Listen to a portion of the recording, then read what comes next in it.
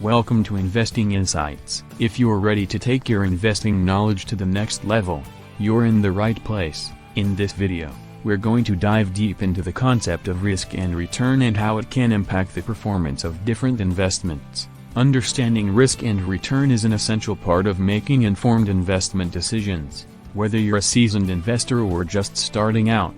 So if you're ready to learn more, keep watching. What is risk and return? When it comes to investing, risk and return go hand in hand. Risk refers to the potential for an investment to lose value, while return refers to the potential for an investment to increase in value. Generally speaking, higher risk investments have the potential for higher returns, while lower risk investments have the potential for lower returns. There are several different ways to measure risk in investing, including standard deviation, beta, and Sharpe ratio. Standard deviation measures the volatility of an investment, or how much its value tends to fluctuate over time. A higher standard deviation indicates a higher level of risk.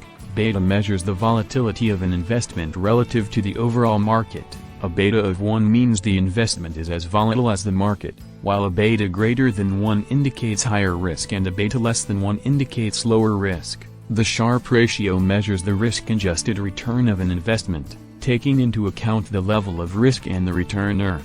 A higher Sharpe ratio indicates a better risk-adjusted return. How does risk and return impact investment performance? The level of risk and return that an investment offers can have a significant impact on its performance. Higher risk investments may have the potential for higher returns, but they also have the potential for larger losses. On the other hand, lower risk investments may have lower returns, but they also have a lower risk of loss.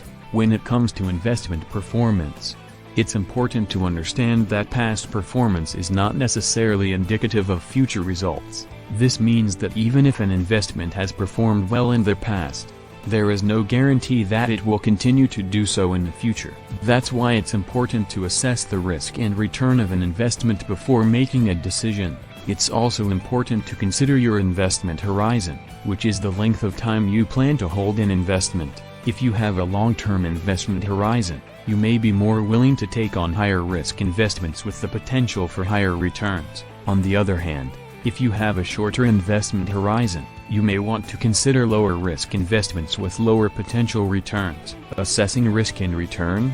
So how do you determine the level of risk and return that is appropriate for you? It's important to consider your financial goals and risk tolerance when assessing risk and return. If you have a long-term investment horizon and are willing to take on more risk, you may be more inclined to invest in higher risk investments with the potential for higher returns. On the other hand, if you have a shorter investment horizon or are more risk-averse, you may want to consider lower risk investments with lower potential returns. It's also important to diversify your portfolio, which means investing in a variety of different types of assets to spread out your risk.